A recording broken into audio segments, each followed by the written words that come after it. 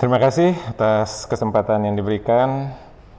Pada kesempatan ini saya akan menyampaikan tips dan trik penanganan dismenore sekunder.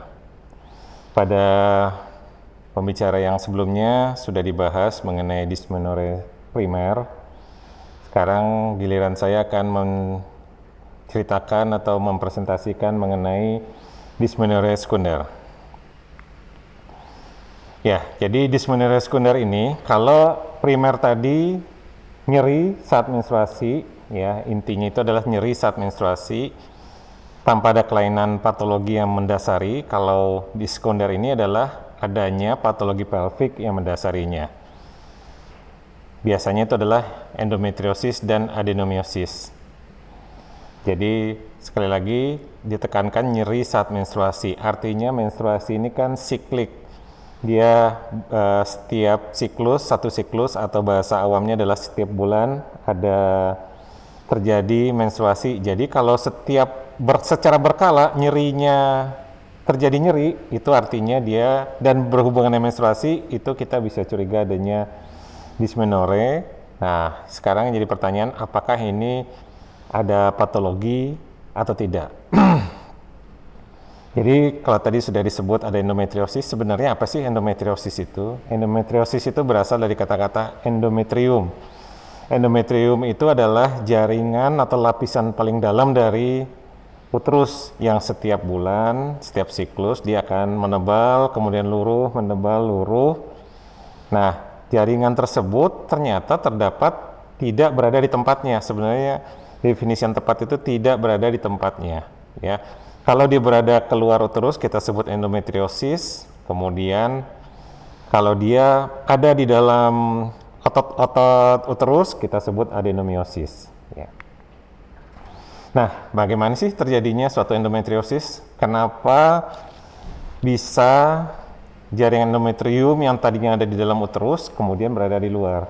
Kalau secara gambar kita bisa lihat normalnya pendarahan ada di dalam kafum uteri, kemudian akan keluar melalui kanalis cervicalis ke dalam vagina, akan keluar. Ya, tetapi kita bisa lihat ternyata ada juga hubungan antara tuba dengan kafum uteri, sehingga darah-darah dari menstruasi tersebut bisa masuk ke dalam tuba. Ya, bisa kita lihat pada gambar berikut. Bisa masuk ke dalam tuba, kemudian dia akan masuk melalui fimbre. Kalau masuk fimbre artinya dia akan masuk ke dalam rongga abdomen. Nah, hal inilah yang bisa menyebabkan endometrium ada di dalam rongga abdomen. Ya, ini salah satu teori sebetulnya, tapi teori ini yang paling banyak dipakai, walaupun tidak bisa menjawab hal-hal tertentu, tetapi secara teori ini termasuk yang kita pakai, ya. Teori yang lama, teori klasik. Jadi adanya retrograd, jadi berbalik. Jadi tidak hanya melalui vagina, tetapi dia juga bisa masuk balik ke dalam saluran tuba, kemudian masuk ke dalam rongga abdomen. Nah, sekarang mengapa endometriosis tersebut nyeri, ya? Bahkan bisa nyeri sekali, ini tergantung pada ambang rangsang nyeri pasien kita. Ada juga sebetulnya endometriosis yang kadang tidak nyeri, ya. Kadang tidak nyeri. Seharusnya sih kalau menstruasi normal saja seharusnya nyeri, karena itu ada timbul kontraksi di dalam uterus. Tetapi lagi-lagi tergantung pada ambang rangsang nyeri, ya.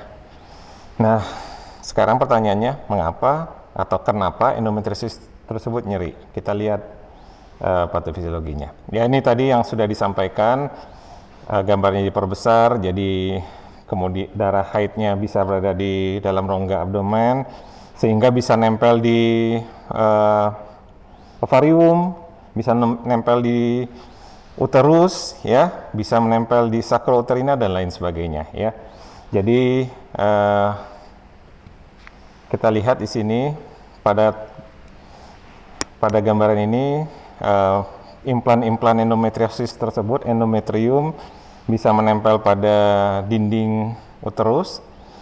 Ternyata saat menstruasi, saat menstruasi, implan-implan ini juga ikutan dia luruh, ya, sama dengan endometrium yang terjadi pada kafum uteri, ya. Jadi dia juga menebal, dipengaruhi hormonal, kemudian akan luruh dan terjadi perdarahan. Perdarahan ini tidak ada tempat keluarnya, sehingga mengenai rongga abdomen. Itu salah satu teori kenapa bisa nyeri. Jadi kita lihat ada bercak-bercak cairan coklat biasanya di rongga abdomen bagian bawah pada endometriosis. Hal ini bisa menyebabkan nyeri yang amat sangat, ya. Jadi salah satu faktor, ada beberapa faktor yang lain, tapi yang utama yang ini yang kami sampaikan pada kesempatan ini. Kemudian, nah, kalau sudah terjadi endometriosis, selain nyeri tadi akan dapat menyebabkan kelainan apa lagi, ya. Bisa menimbulkan, nah ini bisa dilihat dari gambaran ini. Ternyata implan-implan tersebut akan menyebabkan timbulnya inflamasi, ya, peradangan. Peradangan tersebut akan memanggil faktor-faktor proinflamasi dari sitokain-sitokain, sehingga menyebabkan terjadi adesi yang bisa sampai luas sekali, ya. Bisa dilihat ini yang warna biru-biru ini pelengketan, kemudian juga tubanya bisa tidak normal, ya. Kalau dilihat seperti ini, kemungkinan terjadinya suatu infertilitas atau suatu keadaan pasangan yang tidak mempunyai anak sangat besar terjadi, ya. Belum lagi kalau terjadi, ini bisa dilihat ada implan di ovarium, ya. Ini ada yang merah itu implan di ovarium, itu akan merupakan suatu bakal kista, ya. Akan timbul suatu kista yang kita sebut kista endometriosis. Setelah ini akan kita bahas.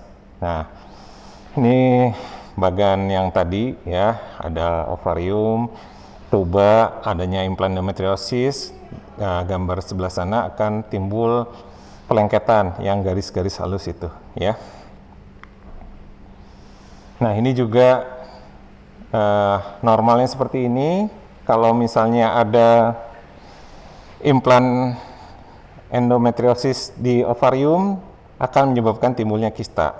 Khasnya dari kista endometriosis ini adalah kistanya berwarna coklat, ya. Seperti kita tahu tadi bahwa kenapa dia berwarna coklat, karena ini merupakan tadi sudah diterangkan sebelumnya, endometrium yang ikut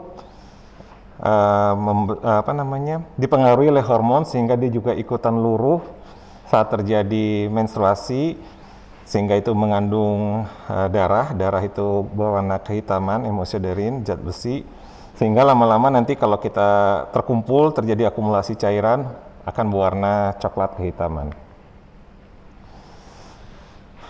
Kemudian kita sekarang bicara bagaimana sih cara kita bisa mendiagnosis kista endometriosis, ya. Secara anamnesis kita tahu tadi nyerinya bisa siklik. Jadi artinya kalau setiap menstruasi ada nyeri, ya, itu kita sebut nyeri siklik. Nyeri siklik kita berpikir ini bisa dysmenorrhea primer, bisa dysmenorrhea sekunder. Kemudian khasnya endometriosis nyerinya progresif, ya. Nyerinya progresif, jadi nyerinya makin lama makin nyeri. Kadar atau kualitas nyerinya bertambah setiap waktu. Itu khasnya dari endometriosis karena dia berprogresif. Suatu penyakit yang berprogresif, makin lama makin, katakan ada kista tadi, makin lama makin besar, ya. Dan seringkali disertai dengan infertilitas. Ya, tadi kita sudah lihat ada gambaran endometriosis menyebabkan terjadi perlengketan, kemudian saluran telurnya atau tubanya bisa kinking, ya. Banyak sekali sebetulnya secara biologi molekuler, bahkan suasana peritoneumnya saja, cairan peritoneum yang ada di dalam kafum uteri itu juga tidak ramah untuk terjadinya kehamilan maupun sperma. Jadi ada wanita dengan endometriosis, kemungkinan infertilitasnya cukup besar atau bahkan sangat besar. Kemudian dari pemeriksaan fisik, apabila hanya implan-implan endometriosis saja, itu sebetulnya tidak terlalu mudah atau memang tidak bisa kita nilai. Tapi kalau apabila sudah menyebabkan terjadinya adesi, terdapat pelengketan, kita bisa lakukan pemeriksaan secara bimanual. Nanti ada uterus yang terfiksasi, serviks yang terfiksir, dan lain sebagainya. Ya. Kemudian pemeriksaan penunjang yang sering kita lakukan adalah USG.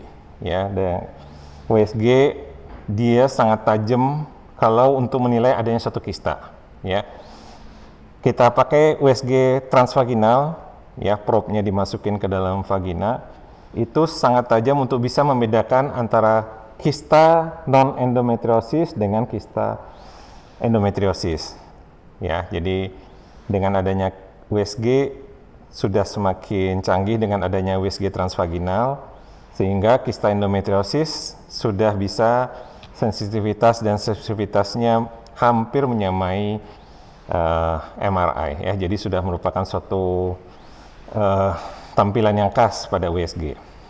Tetapi kalau adanya implan-implan endometriosis yang tadi ada darah endometriosis yang baru nempel di endometrium, maksudnya di uterus, itu mungkin tidak bisa terlihat dari USG. Ya, nah gold standarnya adalah dengan laparoskopi.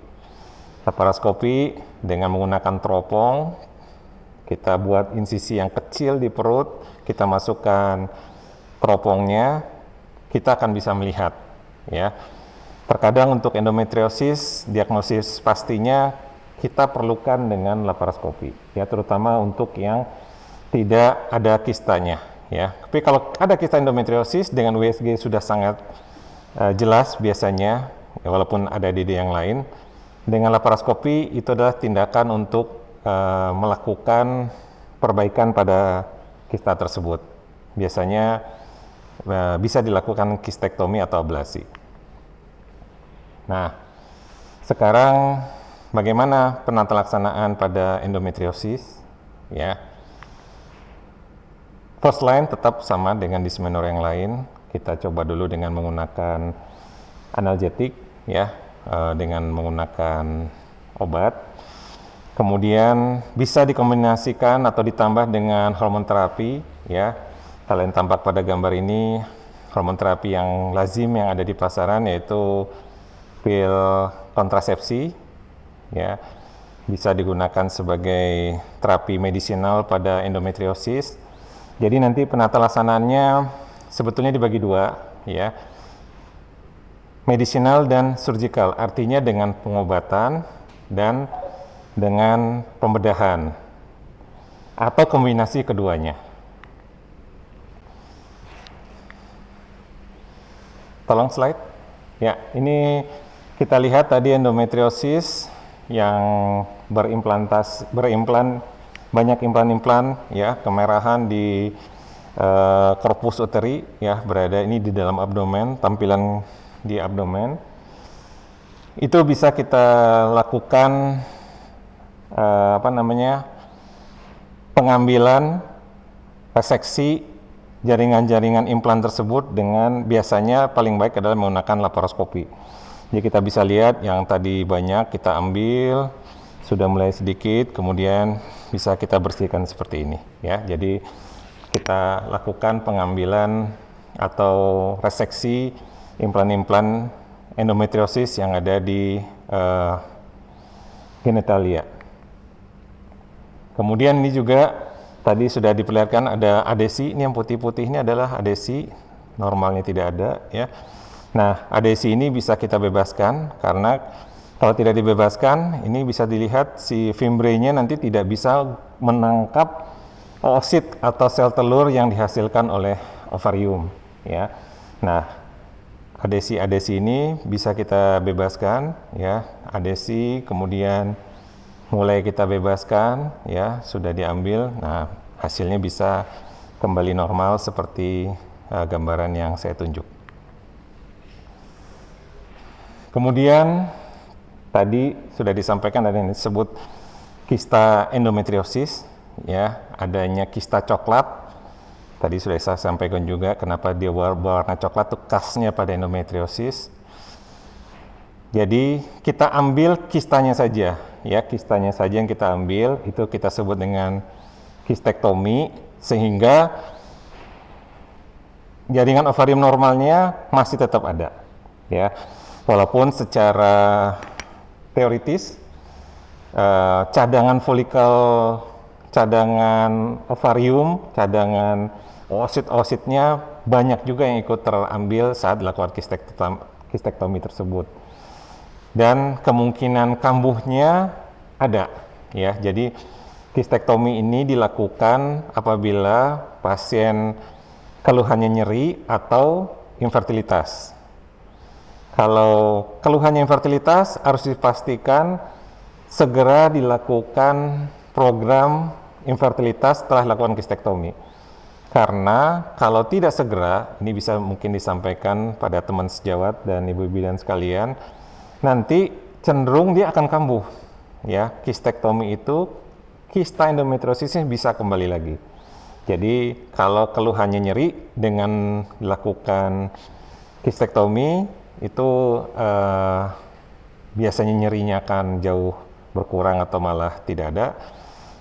Kemudian kalau keluhan infertilitas, sebaiknya kita tentukan program infertilitasnya sebelum dilakukan kistektomi. Kemudian bahkan ada yang sampai dilakukan histerektomi, ya, lakukan pengangkatan rahim karena biasanya umurnya masih belum menopause. Indung telurnya kita tinggalkan. Yang putih-putih ini adalah indung telur, jadi cuma uterusnya saja yang kita angkat, itu yang kita sebut histerektomi. Kemudian juga bisa indung telurnya yang kita angkat, ya. Kekurangannya dari pengangkatan kedua indung telur ini adalah pasien akan jatuh ke dalam yang menyerupai menopause karena hormon-hormon estrogen yang dihasilkan oleh kedua ovarium tersebut akan hilang dengan diangkatnya kedua ovarium. Jadi hal ini biasanya bukan merupakan pilihan yang utama untuk dilakukan pengangkatan kedua-duanya, ya.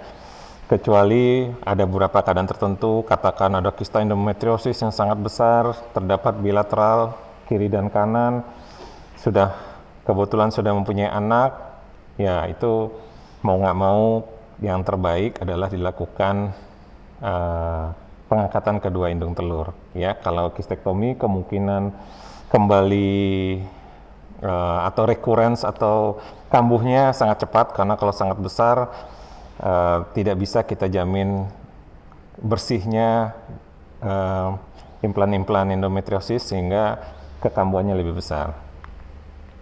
Saya rasa itu saja yang bisa disampaikan mengenai endometriosis.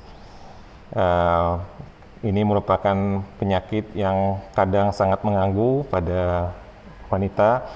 Selain keluhannya nyeri, dan bahkan keluhannya nyerinya amat sangat, ya, juga dia sangat mempengaruhi infertilitas. Jadi kalau tadi dikatakan anamnesis ada trias itu, ya, nyeri siklik, kemudian dia ada infertilitas, ya, gabungan itu kita sudah bisa curiga ini adalah suatu endometriosis, ya. Dari USG kalau ada kista kita bisa sangat jelas untuk menentukannya. Demikian saya kembalikan acaranya kepada pembawa acara. Assalamualaikum warahmatullahi wabarakatuh.